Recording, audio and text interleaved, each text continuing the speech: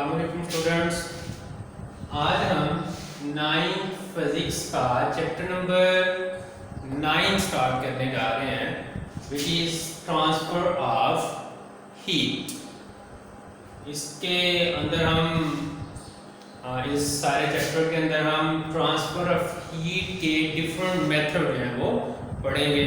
वो आगे जाके हम देखेंगे कि वो कौन कौन से हैं, कंडक्शन है, कन्वेक्शन है, रेडिएशन है, वो सारे के सारे प्रोसेस और उनके लिए जो हेल्पफुल टॉपिक्स होंगे वो हम चैप्टर नंबर 9 के अंदर पढ़ेंगे, which is transfer of heat. अब सबसे पहला इधर हमारा ये सबसे पहले क्वेश्चन ये होगा, what is heat? What is heat? Heat क्या होती है? Heat is a form of energy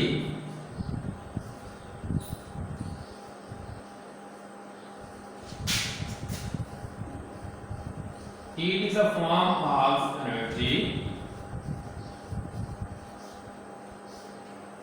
which is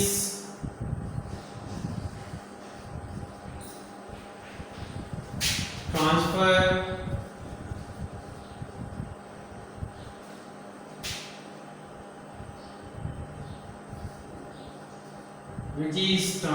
from hard body to cold body। Heat energy की वो फॉर्म है जो हमेशा हाई टेम्परेचर से लो टेम्परेचर की तरफ ट्रांसफर होती है। जब भी हम दो बॉडीज को इकट्ठा करते हैं तो दोनों बॉडीज का डिफरेंस ऑफ टेम्परेचर की वजह से एक बॉडी जो है उसका टेम्परेचर कम है, दूसरी का बॉडी का टेम्परेचर ज़्यादा है। जब हम उन दोनों बॉडीज को कांटेक्ट में ले आते हैं, उनको मिला देते हैं, तो जिस बॉडी का टेम्परेचर ज़्यादा होता है उधर से टेम्परेचर जो है वो हीट जो है वो फ्लो कर जाती है दूसरी बॉडी के अंदर। अब नेक्स्ट इसमें आ जाएगा हीट। तो हमने देख लिया कि हीट क्या होता है। आगे आ जाएगा transfer of heat.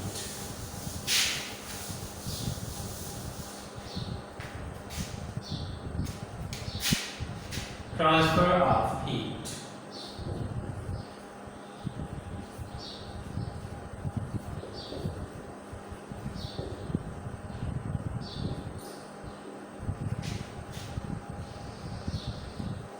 the flow of heat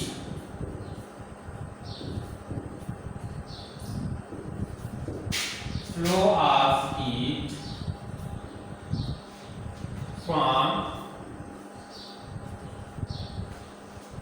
hard body to cold body। The flow of heat from hard body to cold body when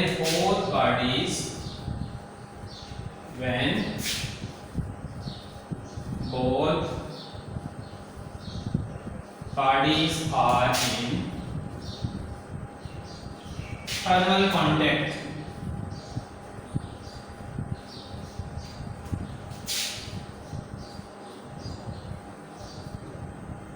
जब हम दो बॉडीज को एक दूसरे के साथ टच करते हैं तो टच करने से जिस बॉडी का टेम्परेचर ज़्यादा होता है उधर से टेम्परेचर जो होता है वो ट्रांसफ़र हो जाता है फ्रॉम कोल्ड बॉडी। इसकी मैं बिल्कुल आम सी अगर आपको एग्जांपल दूँ तो मोस्टली विंटर सीजन में जब हम बिस्तर के अंदर स्टार्टिंग में रहते हैं तो हमें जाते जो है ना वो फौरी बिस्तर के अंदर से जो है वो सर्दी फील होती है। क्या होता है, हमारी बॉडी का टेम्परेचर जो होता है वो ज़्यादा होता है और जो बिस्तर है उसका टेम्परेचर कम होता है, तो जिसकी वजह से हमें जो है वो स्टार्टिंग में जो है वो कोल्डनेस मीन के सर्दी फील होती है। लेकिन कुछ टाइम गुजरने के बाद क्या होता है कि हमारा वही बिस्तर जो होता है वो गर्म हो जाता है। भाई कैसे वो गर्म हो गया?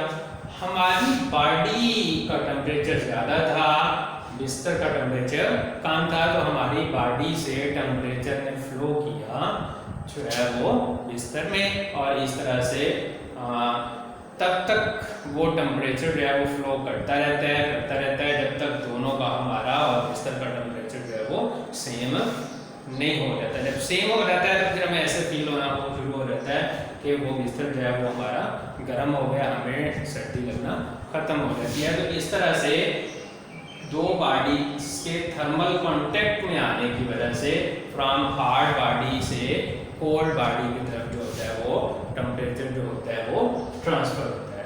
अब ट्रांसफर ऑफ हीट जो है ये, इसके लिए कोई आपको कोई खास टेम्परेचर नहीं चाहिए होता, ये एक नेचुरल प्रोसेस है,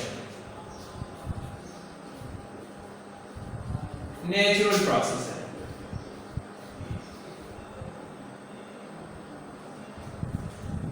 और ये हर टेम्परेचर पे जो है वो कैरी करता है। इसके लिए ये नहीं है कि बॉडी का टेम्परेचर बहुत ज़्यादा हाई होना चाहिए, बॉडी का टेम्परेचर लो होना चाहिए, या कोई ख़ास फिगर नहीं है कि बॉडी का टेम्परेचर जो है वो 50 डिग्री होना चाहिए, बॉडी का टेम्परेचर 100 डिग्री होना चाहिए, बॉडी का टेम्परेचर 10 डिग्री होना चाहिए। नहीं, किसी भी टेम्परेचर के ऊपर जो हीट जो है वो one body to another body जो है वो ट्रांसफर करती रहती है।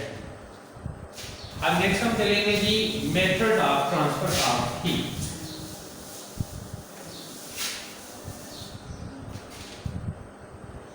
Method of transfer of heat.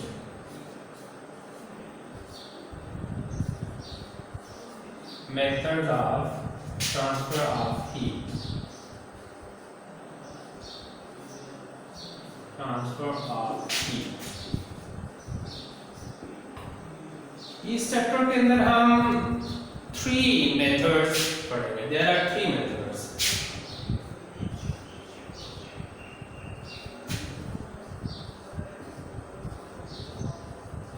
Three methods.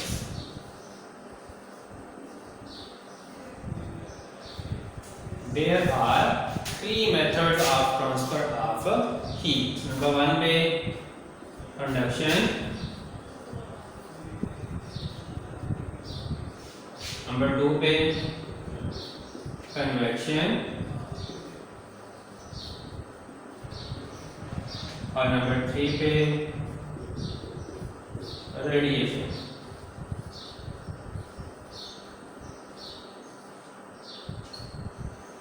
Heat को from hard body to cold body transfer करने के हमारे पास 3 मेथड्स होंगे, कंडक्शन, कन्वेक्शन और रेडिएशन।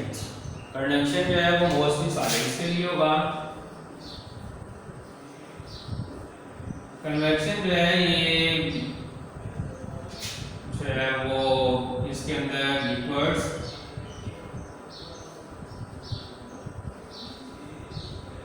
और इसके अंदर जो है वो गैसेस भी हो सकती हैं दोनों। और रेडिएशन से जो हीट ट्रांसफर होती है वो इन फॉर्म ऑफ रेज,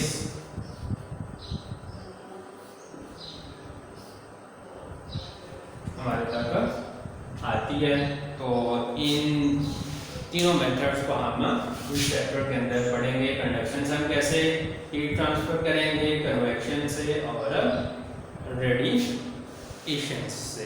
तो हम पहला जो है वो देखते हैं कि कंडक्शन से हम कैसे जो है वो हीट को ट्रांसफर कर सकते हैं। कंडक्शन जो है ये mode of transfer of heat for solids है। तो mode of transfer of heat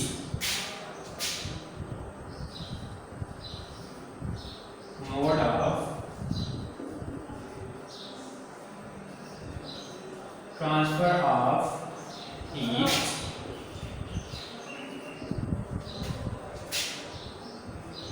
mode of transfer of heat bye atoms are and free electrons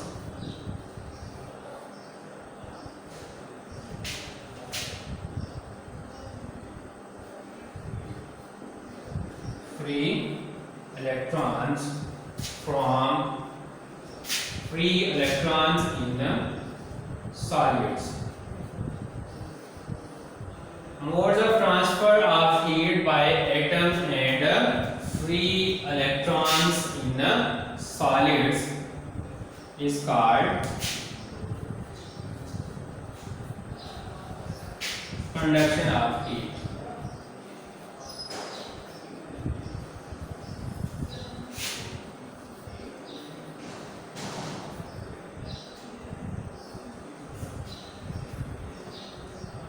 अब क्या होता है, सॉलिड्स, एक हम सॉलिड बॉडी को डिस्कस करते हैं। सॉलिड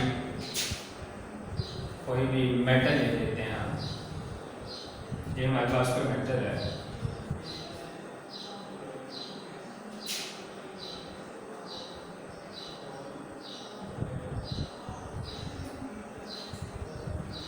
हम मेटल्स के अंदर जो फ्री इलेक्ट्रॉन्स हैं वो होते हैं बहुत ज़्यादा।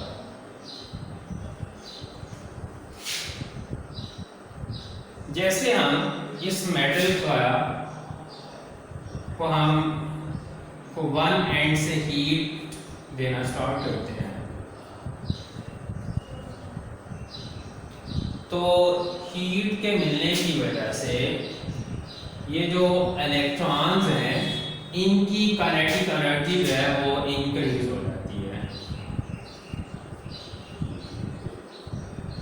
इनको हीट मिलती है, हीट के मिलने की वजह से इनकी काइनेटिक एनर्जी इंक्रीज होती है। काइनेटिक एनर्जी इंक्रीज होने की वजह से इनकी मूवमेंट इंक्रीज हो जाती है, मूवमेंट इंक्रीज हो जाती है।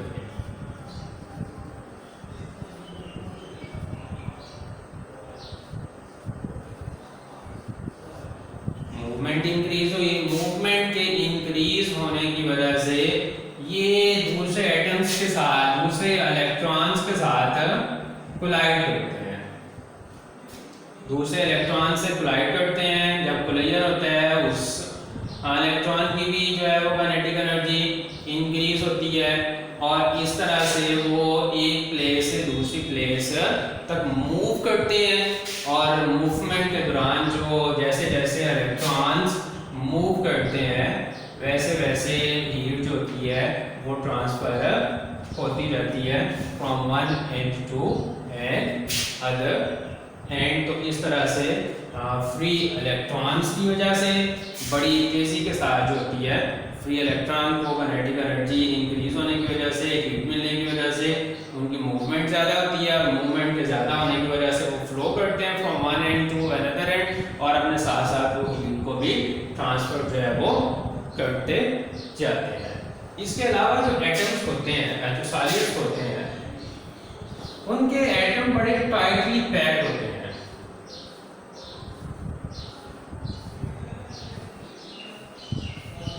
They have no space.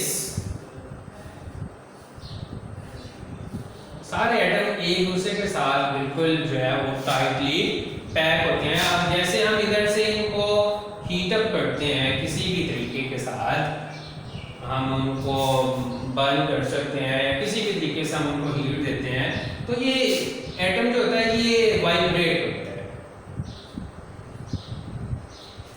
अपनी पोजीशन से, एनर्जी मिलने की वजह से वाइब्रेट करता है। वाइब्रेशन से वो साथ वाले एटम से उसका कोलिजन होता है, उसका कोलिजन, उसकी वाइब्रेशन इंक्रीज हो जाती है, साथ स्टार्ट हो जाती है, साथ वो नेक्स्ट वाले को कोलाइड करता है, साथ ही वो आगे वाले नेक्स्ट को कोलाइड करता है और इस तरह से ये प्रोसेस जो होता है वो चलता रहता है। और इन सॉलिड्स बड़ी तेजी के साथ जो है वो हीट जो होती है वो ट्रांसफर होती रहती है from one end to another and.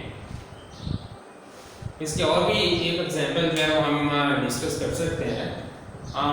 हम पानी, हॉट पानी ले लें किसी बर्तन के अंदर उसके अंदर पहले हम जो है वो किसी मेटल स्पून को डिप करें और डिप करने के बाद निकाल लें, तो हम देखेंगे कि वो मेटल स्पून जो है वो बड़ी जल्दी से जो है वो हीट अप हो गया है, उसने बड़ी जल्दी से हीट जो है वो गेन की है।